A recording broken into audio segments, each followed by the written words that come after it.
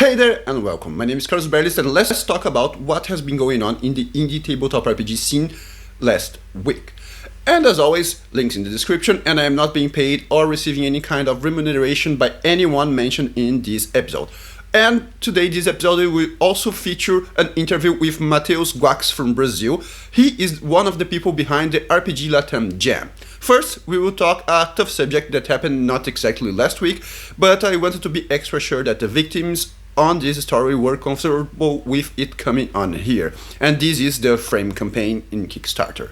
It was cancelled soon after its release due to a target harassment campaign from the Warframe community. It comes with no surprise that fandoms can have a toxic side, and this was just one extra proof. This particular occasion also shown how most people are very oblivious of how intellectual property and copyright laws work. However, the worst part was the damage that it caused to the creator of the campaign, Spencer Campbell. In his own words, I couldn't do 3 weeks of this because I was only 2 hours into it and felt like dying. So yeah, people started trying to directly contact the company behind Warframe to ask them to take action against the Frame campaign, among some messages that were directly to Spencer threatening actions. You can find further information on a Dicebreaker article by the always amazing Chase Carter.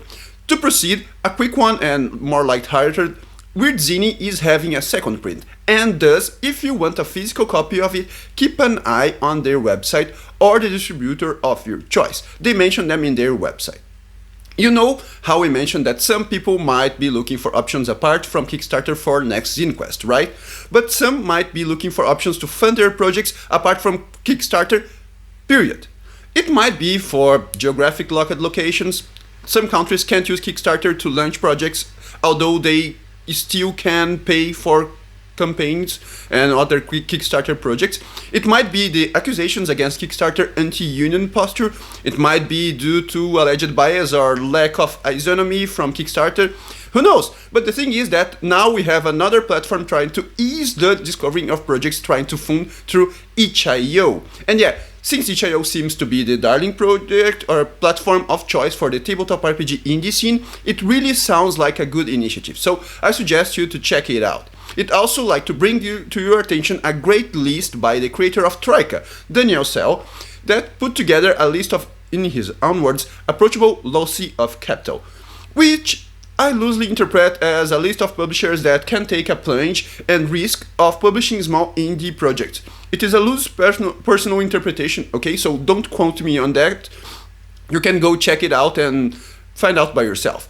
You had also such a bad take on editing this week, following an issue with the big name in the scene. Yeah, it's not indie, but it would be reckless of me to not at least mention it. In brief, a reputed BIPOC creator from the indie scene got hired for freelance work in hardcover work for the biggest tabletop RPG label.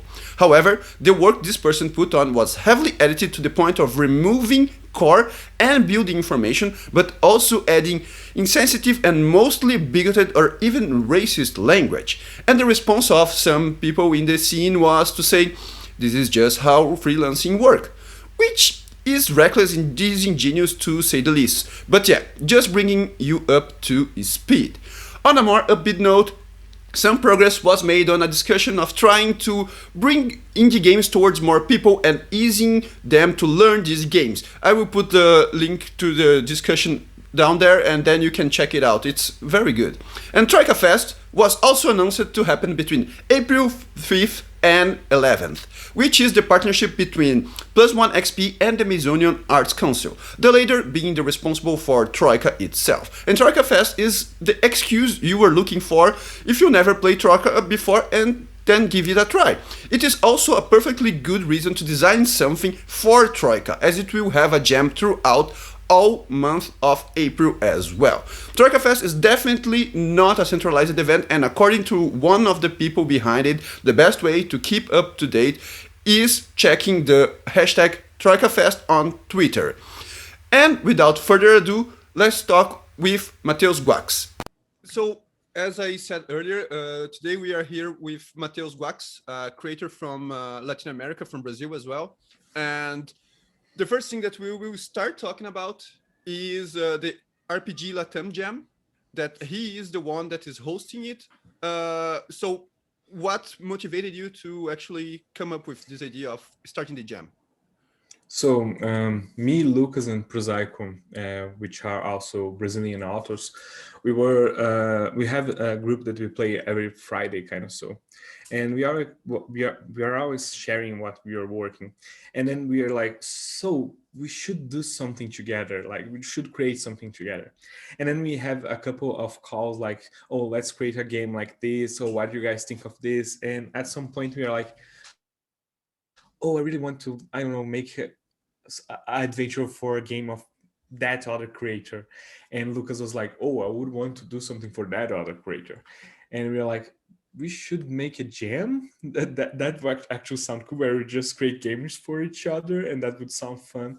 And we're like, oh yeah, what would we call it? And we have this thing that is the RPG Latam tag on Twitter that Diogo came on, and we are like, so we should use something like it, because that's how we identify ourselves on Twitter, and that would be very inclusive.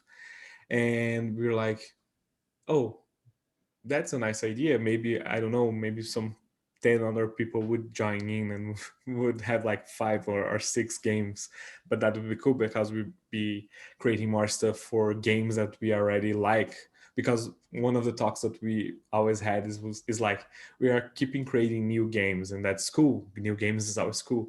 But what about the games that already exist? Why won't we do hacks of them, or just create adventures and stuff? Because we had a lot of fun creating content for other games in the past. I myself love Troika, and I created 2 spheres on Troika Sphere Jam for Troika, and I was like, this is so fun. It's so easy to take something from a game that you like and create something for it, because it's already going with the flow that you are doing, right? Because you already create stuff when you are at your own table. And in Latin America, not just Brazil, there's a bunch of games that is just so great and so awesome. And we're like, oh, let's create this jam for everybody to join. But you can't create stuff for yourself, because we as creators, we have the impulse to create stuff for our own games and create our own games, because it's easier, because you don't need to talk to people, and we don't need to connect to other people and understand their games, because you feel insecure about that.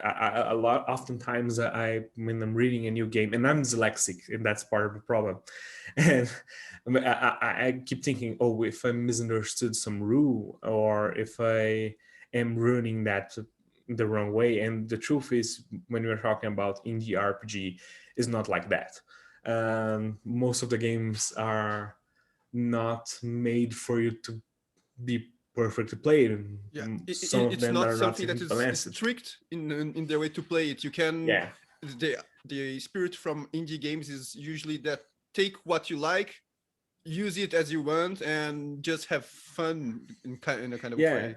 That's the whole experience of the genre, right? When you're talking about tabletop RPG, you are creating stuff. Is a creativity based games, and creativity and collective narrative game. At its core, at itself, it can vary from that, but that's one of the principles. And then we're like, okay, let's create a jam, and it would be a jam that you create stuff for creators. What are other jams that we participate that we like? Then we look back at, for example, the Tracksphere jam, that they said, oh, you can do paid content, but that content need to be sent to us to verify that's nothing racist, or no hate speech or nothing. Okay, let's put that as a rule. And oh, and what if someone wants to do something that the game doesn't allow? Like, the game doesn't allow you to create hacks of it. I don't know, but you can create adventure. So okay, you create that, you respect the license of the game. I know that, for example, there are games that you can create content for, but it cannot be paid, because the game itself is made to be free. So that's the thing. Oh, let's put it a rule, and then in like baby steps, we build up the jam, and then we come to create with um, I created from Argentina as well, I guess. yeah, the Joaquin Olo. I don't know how to pronounce his name, but we're like, oh, what creator I enjoyed that was not Brazilian, and we wanted it to the jam to be accessible for everybody. And we didn't speak Spanish, like we are just a bunch of Brazilians. We could Yeah. do the rules in Portuguese, the rules in English, but it needs to be Spanish because I think the majority of the people from Latam are speaking Spanish. I'm not sure actually because Brazil is a big representative in population. Yeah, I guess Eh, it's almost 50-50 if we are counting population, because we have Mexico that is yeah, huge as well. yeah, But you have also, Brazil with almost 220 million people. So, yeah.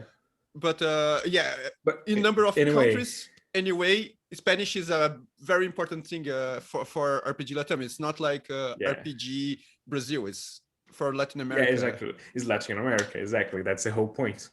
And then we speak with Joaquin to translate the rules after we wrote them down. And that was like really early on the process. And we're like, okay, when do we begin? Oh, and we're like, oh, let's start on a Monday. Let's start on a Saturday. No, let's start on a Friday because people can get excited and start working. And then I set everything to be ready, and we created the aesthetics of the page because we want something that looks good, because we are very inspired by RPGC, and RPGC, they are so well organized, everything they do is so pretty, and they just do an amazing work to make people want to look out for creators on their community. And we're like, oh, we want to do something like that. We are not that organized, and it's just a lot less people doing it, but let's scratch that edge. Let's do something that's really cool, that's really call out attention, and make people like, oh, I want to make part of this because this looks cool. And then I spent like a whole afternoon talking to Gontijo, talking to other indie creators from Brazil, and we're like, and even Joaquin also, to know how we're gonna make that thing looks pretty, and like sending all the things, how my logos and stuff were working. They're like, oh, let's do something more hot, or let's do something with this kind of typos. And then we came out with the whole aesthetics of the thing. And in that moment, I talked with Prozac and Lucas, and we're like, "Oh, okay. I think right now we can share it with the people." It is green. We And can then, go on. yeah, I think now is the point. I think everything is ready. Now, wherever that happens, it happens. It started like a bit more than a week ago, I guess. Like Yeah, last I Friday, think. not yesterday. No, from the time that this is going live, I guess it would have been 2 weeks, or probably Yeah, something like that, because it will go live in the next Friday. yeah, And but there are still 22 days, the day that we are recording. So it means that you have, for you that are watching right now, we will have still 2 weeks to make games. And I saw that already more than 70 people joined, like yeah. 75 or something. And you mentioned in the beginning that you expected 5 or 10, and you are already Yeah, like this was insane because this was the kind of project that we think, oh, we want to do something together, and we want it to be like something that's small, and we can manage that in an easy way while we're keeping our day jobs and stuff. And the jam seems like a good start project for that. And then we release it, and I remember like 30 minutes from releasing it that there was not even releasing it, like releasing the link for subscription, there was already like 12 people joining. Then I was like, oh, that's insane, that's too much people, guys. Whoa, that's whoa. And it was so cool because there was a lot of non-Brazilian authors joining. I was like, oh my god, that's so cool. And the weekend, right after the gym release, we're like, okay, we need to create a Discord for that. But that's important. And then I joined in with Lucas. That was actually on a Friday night on the release of the January. I joined with Lucas on a Discord server that he created called RPG LATAM Jam, and he was like, "Okay, I set up some stuff, but I don't know how Discord Discord works, right?" And I was like, I don't know that much either, but let's try to make something that looks good. And we created the Discord server, and we're like, okay, but tomorrow we release it. Okay, and then the start, and then was on another day, and we're like, oh, I still don't feel comfortable releasing it because I'm kind of nervous. And then someone come on the community page on you and was like, oh, there isn't any Discord for it, how the look of things. And we were like, oh shit, we need to release it. That's the point. We release it, and we release it, and it was the best thing that we've done, actually, because the engagement with the community was so great. And the first thing that happened was lots of people like sharing their works that they were doing, and we're like, oh, people didn't just join in, they join in, they are doing stuff. And we've seen like amazing stuff like from creators that we didn't talk Yeah, before, I and we're like saw amazed. some interaction in the Discord with that. That's something that is really good. That, for instance, if I am interested in a game that I particularly did not know the creator before, but he's in the Discord, I can easily reach out and talk with him what kind of ideas he had for creating his game, and then what I can do, or some touch-ups with art, or even some complements that we can have based on that game. And this environment from the Discord that started from the get-go for me was wouldn't say surprising, because I was expecting it to be inclusive like that, but it was so good to have it confirmed that you would Yeah, have exactly. this environment to create together something that put more eyes on RPG LATAM. Because, as you mentioned, RPGC is like, now it's already something that is well known. They had a huge Kickstarter. They have the Across RPGC, that is some very good thing coming from Southeast Asia, and RPG LATAM get some ideas from them, and Yeah. is trying to also focus on putting more eyes on it. And I guess that this jam is one of the best opportunities to start having people work with that. Yeah, Even like, exactly. you have some people already working in some things for some of your games, right? Yeah, that's quite impressive, actually, because I make most of my games to be rackable, to be stuff that people can create wherever they want on top of it. But I don't really expect them to go that way. I know that a lot of people play my games, and that's actually something that makes me pretty happy. Often someone says, "Oh, this game has some really cool mechanics. I tested it. That at this point, this and this stuff happened. It was really cool. This were really accessible, etc." And but people actually creating something for it is totally different feel.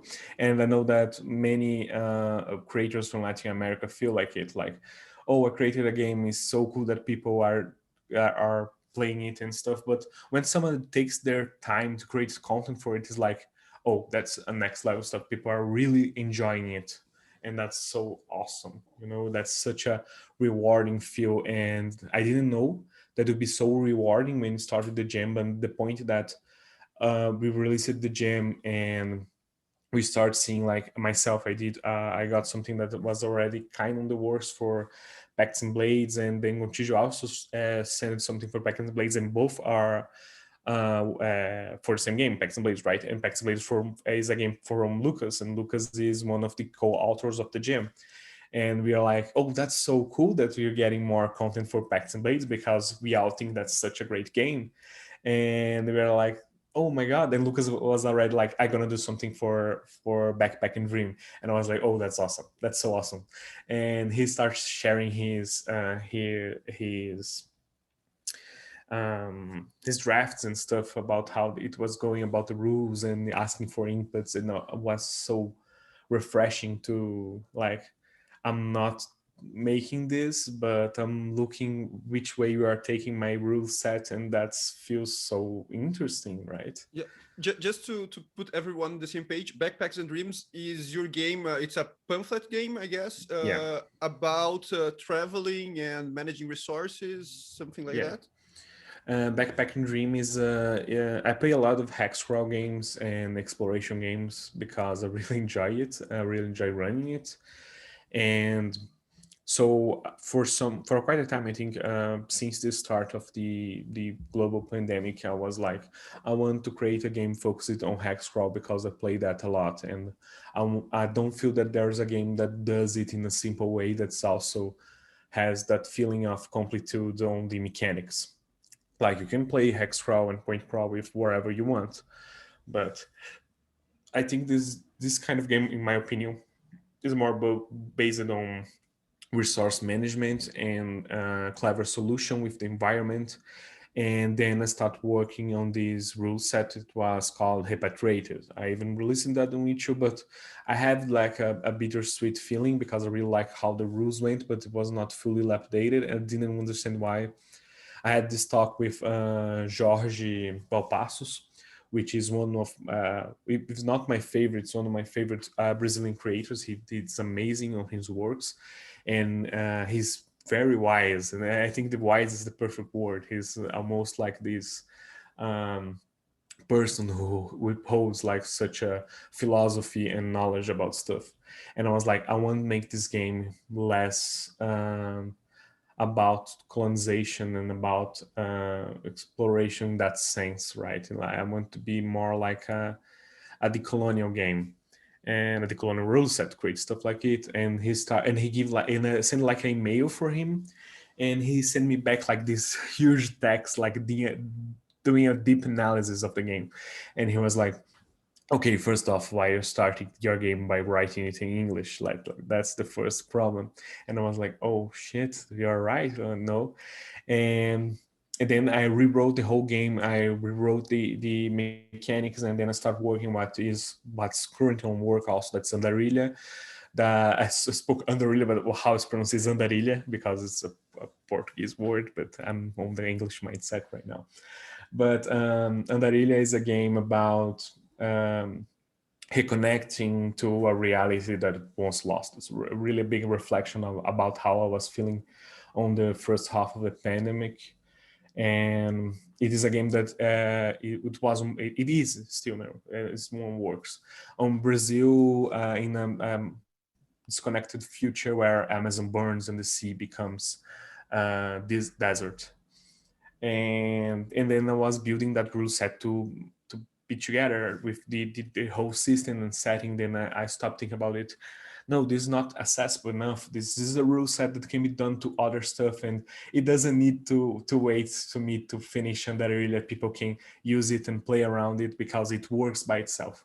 Then I take all the mechanics, the core mechanics to do hex crawl, exploration, point crawl, or whatever, and I put everything on a pamphlet. And even for a pamphlet, is just has very little text on it. Is more like suggestions on how to guide your mechanics than more like this is how you play the game. It's more like it doesn't even have a central task mechanic. Is more like, oh, it's you got resources and you lower them. You got like mind, body, and stamina, and stamina is used basically for anything that you want. And you're like, oh, if body or mind goes to zero, you get in a bad place. Like I don't even say that you die, because I think that most of the game that's not even the point at all. I say that you get unconscious, or you get paranoid, or in a panic attack if you get like zero on mind, because it's based on stress. And stamina is something that you recover every once in a while when you rest. And the cool thing about the system when I was playtesting it and making it in this whole time is that resting is subjective, and people do resting like talking to each other or just going to a nice swim on the beach and stuff like that. And this point we started to having like this really OSR, FKR kind of a gameplay, but with these really slice of life things that's way more frequent on narrativist games. And then it was a nice mix, and I think, oh, this is it. This is the experience, and it's a game that it doesn't say about money or buying equipment. It has a burden mechanic that's really built onto it based on only what's your current stats. And as I said, there's no central task mechanic. You There is can, no core mechanics for tests and yeah, skills or something like that. You have there's like nothing like that. 3 different stats. They reduce and you can recover some of them depending on the Yeah. rest. But I when I read it, one thing that really went to my mind was the idea when it mentioned everything is decided between the players and the narrator. So you will decide together how to perform each test differently. And as you said, it is a very minimalist game, but it also looks very good. And this is something that everyone always mention when they think about LATAM games is that the design, the visual design of it is great, and this is something that Backpacks and Dreams does well as well. So Thanks. Yeah, I think there's just a lot of really good visual designers really in the whole Latin uh, universe. Is just like here in Brazil we got like lots of awesome stuff that when they release works they inspire more people to create more works, and we got like people sharing their thoughts on tools and sharing public libraries of images and stuff. It's just like so much people engaged in making games look good, and there is this really great movement about it. Like people, even people that never studied design or anything like that, they feel more interested in making the game look good, no, not just usable, but usable and good. And that's so cool because I don't see that in a lot of scenes. People are most like, oh, I need to get a designer, and that's also pretty nice. You're worrying about a game in a point that you're thinking about spending money in contracting a designer to it. But it's really interesting that people here are looking to learn how to do this stuff. So the games start looking way and way more personal because they have this look into what they think that game should look physically. It's almost like when you think about comic books that were wrote and drawn by the same artists. They are so personal in the way that they do the storytelling. And the games has this same thing. Like you go like for a Victor game like Tor the Vic games, and they are really they have this feeling of not being too serious, but also being very classy about the design, like vampires and claymores and carapace and stuff like that. And then you got like Gontijo, and Gontijo's like he's go like full alternative but classy, like feel, and here is work like this really well thought out typography. And then you got like Lucas, and Lucas is all about the energy about their games. Like you go to read a Lucas game, and Lucas Orling, that's what I'm talking about. Go Lucas, and Lucas is all about like the exposition of the illustration with the text inside it, and he likes to do drop tables and like to do text bands and stuff like that, and that's really interesting because Lucas, for example, he's not a professional designer. I myself am not a professional designer. I work with software analysis, but I do this thing as a heavy interest. Like, and even yourself, you even wrote some stuff and were like doing layouts, but you don't work with that, and I think that's very strong on our community. Yeah, and one thing like you mentioned, since it is getting this feeling of community, there is a lot of back and forth between the creators in the community in what the idea of, okay, I am having this design, this image, what do you see, what do you understand about that image? And then because it's something when you create and you have an idea and you put the layout, you put the image, the design, but someone that is looking at it perhaps will not understand what you meant by it. So having this back and forth between the creators is also something that I guess that will just make the scene richer and richer, and sums up with the idea of having the jam and the Discord, because you can also show the ideas that you are making there and to have this back and forth with different people in the community.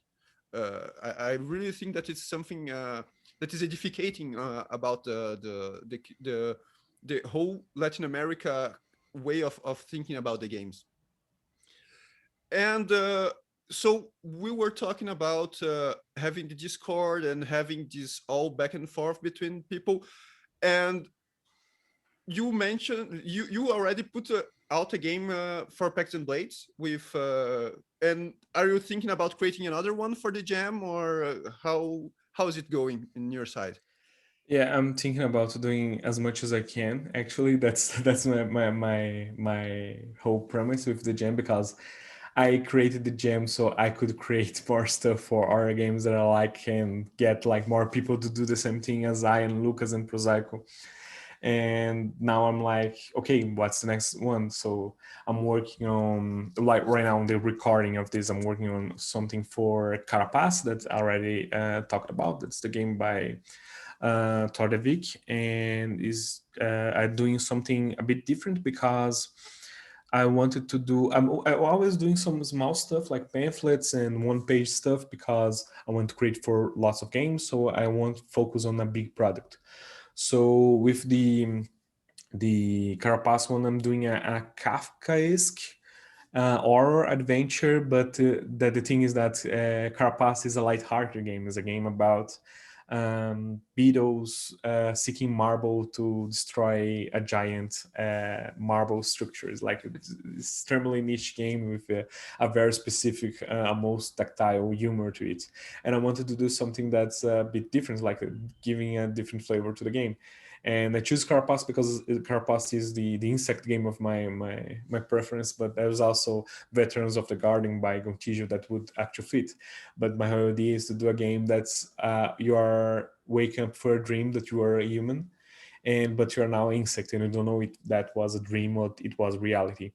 And the game has is a pamphlet that on one side there is the quick introduction to the setting, and the other side is a drop table where players throw the dice trying to get to the place because you are all above a monkey, as it said, and the monkey is kind of moving. You don't know it is really moving, but you can't really draw a map on it. You just can thought about where you're gonna move, and you don't know if the monkey is aware or not of you. And but there is a whole another layer of psychological, if I can say so, like of the horror that's actually indeed, because some of the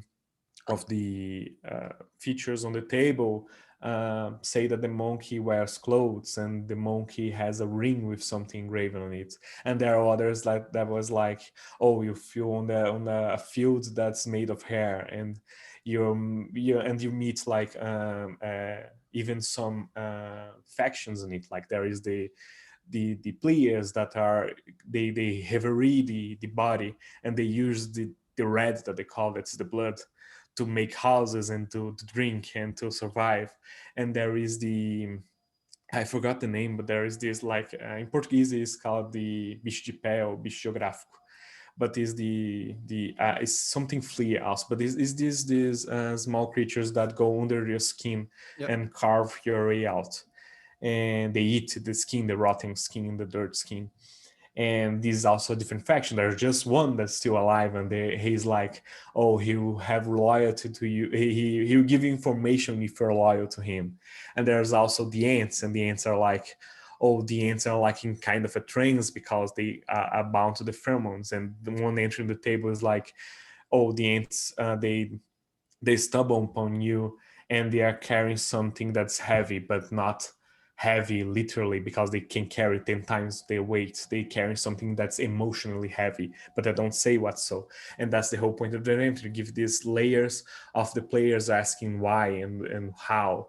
But is that kind of thing that I do that's most like so conceptual that I keep thinking like, will this be really playable? But I don't know, I mean, maybe it will inspire and be yes, playable. this is what I was going to say, is that if it's not something that someone will play exactly as written, it probably will inspire someone to use as an idea, Yeah, as a prompt to another game, to another creation, and so on. And I guess that jams are really the place to try your hand with different stuff. And like, there will now there is also a mega dungeon jam that is going on, so it's yeah, something that you will give a try, and yeah, if it works, it works. If it doesn't work, at least you will build from it, or someone will build from it. And this idea of hacking games is something that is really on point in this thing. I like some of it, but I want to use it in a different way. yeah, So this is the whole idea, and I really think that it's nice. We are yeah. hitting the 30 minutes mark Oh, right now. yeah. So if you have do you have any closing comments? I would say go join the jam. You don't need to be from the Latin community to join the jam or join our Discord. This is made to make people create more games for more content for games that are already awesome, but lots of people don't know about. And go check it out. And I think by the point of this interview being released, I think gonna be more released products onto it. Keep a lookout. There's great artists and authors working on it. There are a whole universe of games that you can explore, create content, or just consume, as this is a call out for our community. So keep an eye out, and don't be ashamed, don't be shy. You don't even need to make sure it has the original language of the game. Of the game is available in itch.io. Like I know there's a whole lot of games that are only released in the original language. Like in Portuguese, there's a bunch of them. In Spanish, there's a bunch of them. So go out, create content, be free to, you can make paid content, you can make free content. I think everything they're going to release in Gen is going to be pay what you want. But I know that there are people that putting like a heavy effort in creating awesome stuff that I've already seen, I've already read before the release, and they are like just so amazing. So go check out. That's the whole point. Yeah. Go check out games. Go do your stuff. Be happy. That's the the links point. will be in the description, so it will be easy for you that are watching here to join, see the games that were already out. There is also in the community tab of the jam a list of games that is not a complete list. You have plenty of games there, but there are also some games that are not mentioned there that you can also use, or if you do not use them to hack or to make products, at least to perhaps try and play it as well. And I thank you very much, Matheus, for your availability and for your time. And that's it for now. So thank you very much. Thank you too. Yeah. So that's it. If you like the video, like the damn video, share, subscribe, you know how internet works. And let me know in the comments what you thought about the ideas, what you thought about the news, if you have something else to add. Also, the link to my Ko-fi is there, and to my itch.io page with my games. I just put out a game for Morkborg with the Folklore Morkborg Jam just finishing right now. So I guess that's it. I'll see you all in my next video. So, see ya!